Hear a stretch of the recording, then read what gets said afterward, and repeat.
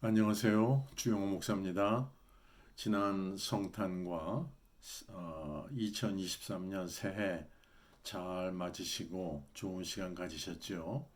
저도 이 연말 때문에 한 주간이 늦어졌습니다. 죄송합니다.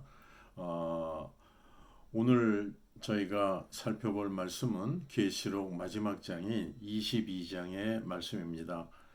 본문은 계시록의 마지막 장으로 하나님의 자녀된 자들이 누릴 영원한 행복에 대한 우리 주님 예수 그리스도의 말씀이 기록되어 있습니다.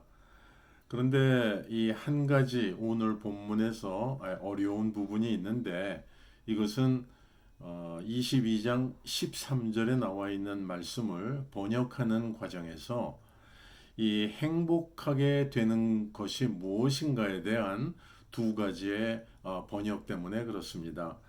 첫 번째 번역은 영어 성경의 원조라고 불리우는 킹 제임스 버전과 뉴 킹 제임스 버전은 본문 13절을 이렇게 영어로 번역하고 있습니다.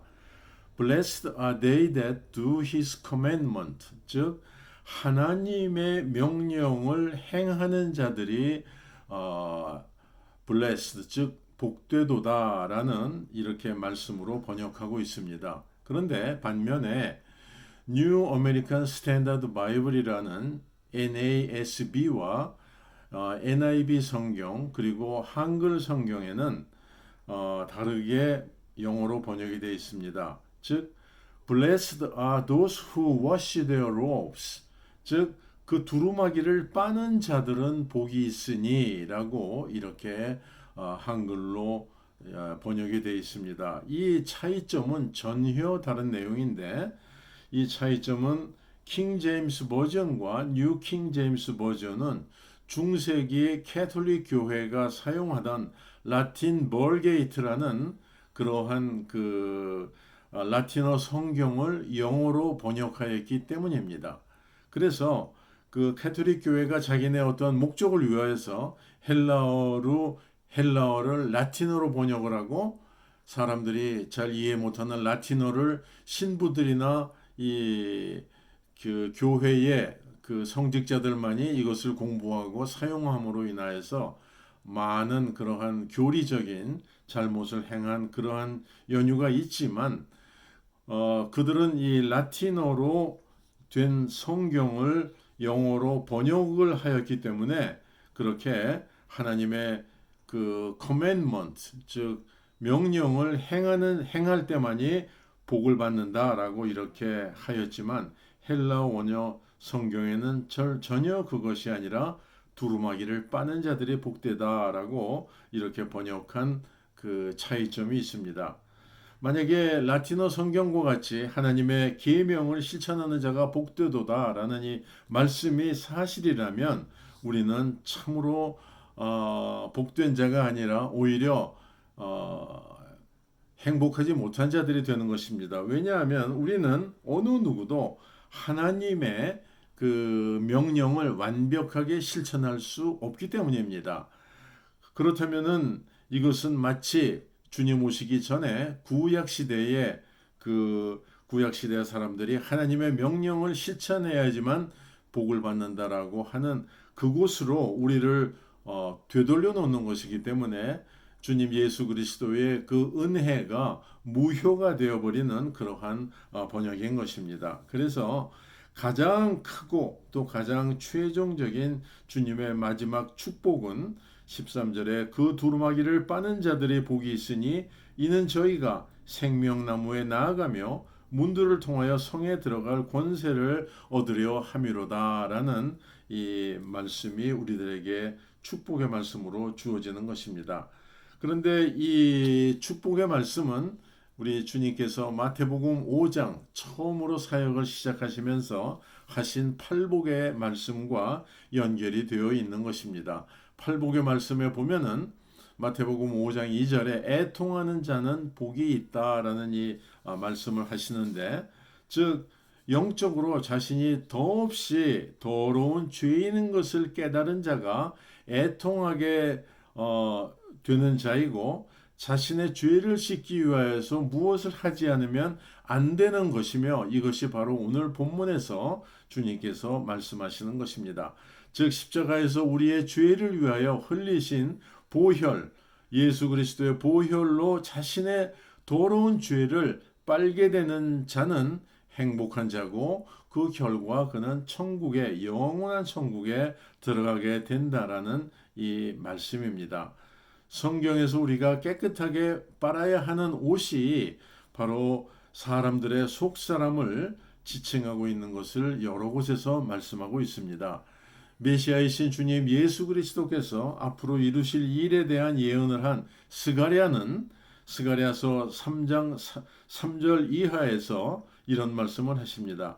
여호수아가 더러운 옷을 입고 천사 앞에 선지라 여호와께서 자기 앞에 선자에게 명하사 그 더러운 옷을 벗기라 하시고 또 여호수아에게 이르시되 내가 네 죄가를 제하여 버렸으니 네게 아름다운 옷을 입히리라고 약속하시는 말씀으로 그 더러운 옷을 벗어버려야 된다. 깨끗한 것을 입어야 된다라는 이 말씀을 하십니다. 또 누가복음 15장 22절에 그 돌아온 탕자에게 그 아버지가 하인을 시켜서 제일 좋은 옷을 내어다 입히라라고 이제 말하는 거와 동일한 내용이고 사도 바울은 에베소서 4장 22절에서 옛사람을 벗어버리고 새 사람을 입으라라고 말씀하신 것과 상통하는 내용입니다. 그리고 주님께서는 계시록 7장 14절에서도 천국에 있는 수많은 흰 옷을 입은 사람들에 대하여 대한 질문에 이런 말씀을 하십니다. 이는 큰 환난에서 나오는 자들인데 어린 양의 피에 그 옷을 씻어 희게 하였느니라. 어린 양의 피에 그 옷을 씻어 희게 된 그러한 성도들인 것을 말씀하며 그리스도의 피에 보혈의 옷을 빠는 자만이 천국에 들어갈 수 있다라는 이 말씀입니다. 그러면 본문에 언급된 옷에 대한 영적인 의미를 저희가 살펴볼 필요가 있겠습니다. 우리는 그 옷이 그 사람의 성품을 나타내는 것을 보게 됩니다. 즉 그의 옷 입는 것을 보고 그 사람의 성품을 우리가 알 수 있지요. 그래서 옷은 우리가 소유하고 있는 인격이나 또는 성품을 의미합니다. 또한 옷을 만드는 천을 직조하기 위해서는 실이 가로와 세로가 이렇게 이제 짜여지면서 그 천이 만들어지듯이 한 사람의 인격도 그가 갖고 태어난 성품과 인생을 살아가면서 그 영향을 받은 주위 환경으로 인하여서 그 사람의 인격과 성품이 이제 형성되어 가는 것을 우리가 알고 있습니다. 그런데 안타까운 것은 옷으로 표현되는 사람의 속사람이 타고난 죄성과 세상의 악으로 인하여서 더없이 더럽혀져 갔다라는 것입니다. 그래서 성경은 모든 사람들의 속사람은 죄로 오염되어 더럽고 악한 것이다 라고 이렇게 말씀을 하고 있습니다. 사실 실제로 우리가 보면은 옷이라는 것은 말할 수 없이 더러운 것이죠. 옷이 만들어지기 위해서는 그 천을 자르고 이제 모양에 따라서 자르고 바느질을 해야 되고 하는 여러 그 공정을 이제 거쳐서 옷이 만들어집니다. 그러면 그 만들어진 옷을 그저 대리미로 이렇게 데려가지고 편편하게 주름을 핀 후에 접어가지고 플라스틱에 넣어서 상품화하는 것입니다. 그래서 옷이 상품으로 나오기 전에 그 옷을 빠는 법이 결코 없는 것입니다. 그래서 우리가 속옷을 입을 때에는 그 속옷을 일단 물로 빨아서 한번 깨끗하게 세탁한 후에 우리가 입어야지 되는 것이죠. 옷은 그렇게 더러운 것입니다. 그래서 아무리 비싼 옷이라도 또 금방 세탁을 한 옷이라 할지라도 입으면 사람의 살에 닿고 땀에 절고 공기에 먼지에 더러워지고 주위의 냄새에 옷이 이제 그 더러운 여러 가지 냄새가 나는 것으로 그렇게 되는 것과 마찬가지로 옷은 수시로 빨아 입어야 하는 것 같이 사람의 성품도 수시로 성령 하나님에 의하여서 깨끗하게 정화되어야만 되는 것입니다. 그래서 한번 우리가 은혜 받았다고 하여서 하나님 앞에 자신이 영원히 온전한 줄로 생각해서는 되는 것이 아니라, 그것은 만약에 그렇다면 그것은 옷을 한번 사입은 후에 평생 빨지 않고 입는 것과 같은 것입니다.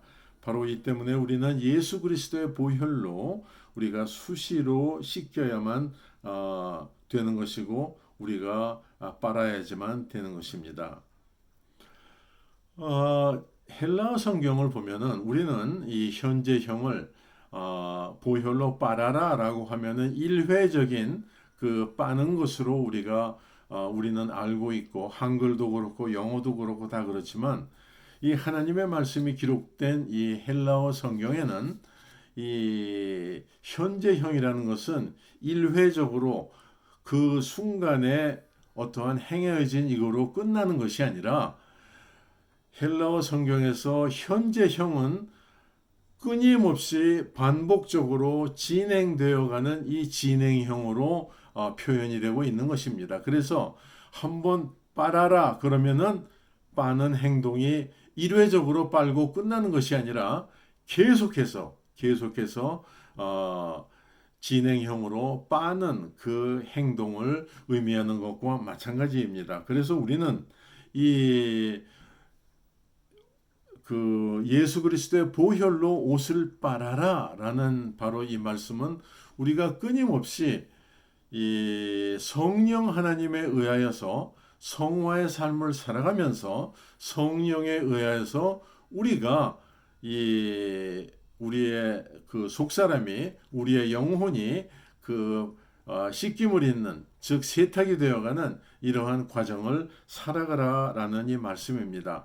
이것을 우리가 쉽게 하나의 예를 통하여서 적용을 해본다면은, 주님께서 자신은 포도나무요, 우리는 포도나무에 붙은 가지라고 표현을 하십니다.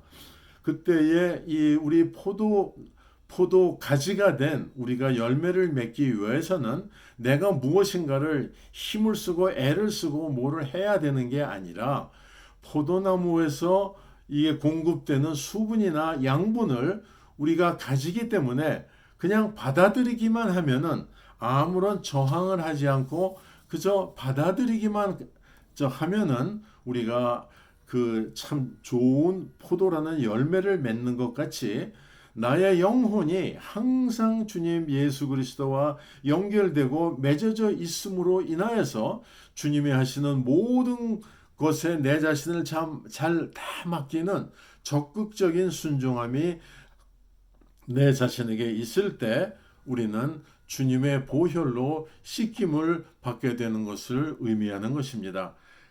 그리고 이러한 과정을 계속되는 자만이 무한한 생명의 근원을 소유할 수 있고 생명나무에 나아가게 된다라고 말씀을 하시는 것입니다.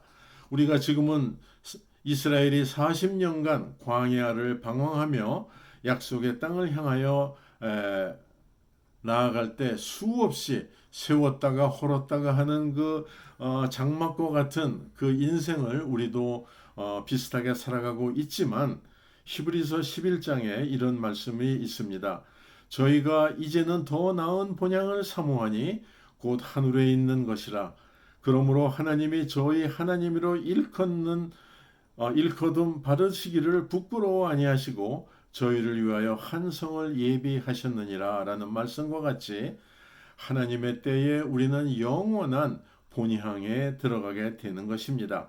그래서 잠시 거쳐가는 이 잠시간의 이 인생의 세상에 이 인생의 모든 것을 걸고 자신의 모든 것을 그것을 이제 걸면서 살아가는 이러한 삶이야말로 가장 어리석은 것입니다. 마치 푸틴이 최근에 이 세상에 가장 큰 그 대륙을 소유하고 있는 러시아의 대통령으로서 이곳에 만족하지 않고 그 우크라이나라는 그 작은 땅을 더 차지하기 위하여 전쟁을 일으킴으로 자신의 권력을 더 든든하게 하고 마치 자신이 어떠한 영웅이 됨으로 인하여서 영원히 그 어떠한 이름을 남기는 존재가 되고자 전쟁을 일으켜 자신의 러시아 청년들을 10만 명 이상을 죽이고 우크라이나 사람을 수없이 죽이고 그 나라를 다 파괴하고 이렇게 하는 이 가장 이 어리석은 사탄 마귀나 할 수 있는 이러한 일을 하는 바로 이것이 이 세상에 가장 어리석은 잠시 있는 이 세상에 자신의 모든 것을 거는 그 인생이지만 영원한 본향을 바라보면서 살아가는 진정한 그리스도인이라면 결코 그러한 일은 있을 수 없는 것이죠. 그래서 우리는 어느 때보다도 아멘 주 예수여 오시옵소서라는 고백이 절실할 때에 살고 있습니다. 말씀을 마치면서 한 가지 제가 이렇게 알려드리고 말씀을 마치고자 합니다. 많은 분들이 마라나타라는 이 말씀을 하고 있습니다. 마라나타라는 이 단어는 헬라어가 아닌 헬라어 성경에 있는 것이 아닌 아람어입니다. 옛날에 주님 예수 그리스도가 이 땅에 계실 때 그 사용하시던 팔레스타인 지방에 사용되던 아람어입니다. 예수님이 이제 돌아가시고 승천하시고 이 땅에 이제 없으시며 많은 어려움들이 이 세상에 임하니까 그 예수를 믿었던 많은 그 성도들이 아람어를 사용하던 시대이니까 아람어로 주 예수여 오시옵소서 어서 오시옵소서라고 간절하게 표현하였던 그 표현이 마라나타입니다. 그래서 바로 이 마라나타라는 이 단어가 헬라어 성경에 오늘 우리에게 주어지고 있는 아멘 주 예수여 오시옵소서라는 이 말씀과 동일한 말씀이요 간절한 고백의 말씀인 것입니다. 우리가 이 어려운 세상을 살아가며 우리 주님 예수 그리스도의 재림하심을 간절히 사모하면서 주 예수여 어서 오시옵소서라는 이러한 그 고백을 하며 위로받으시고 살아가는 우리 모두가 되시기를 주님의 이름으로 축원드립니다. 다음 시간에는 다른 주제로 또 다시 저희들이 제가 찾아뵙도록 하겠습니다. 그때까지 우리 주님의 은혜가 늘 함께 하시기를 주님의 이름으로 축원드립니다. 감사합니다. 안녕히 계십시오.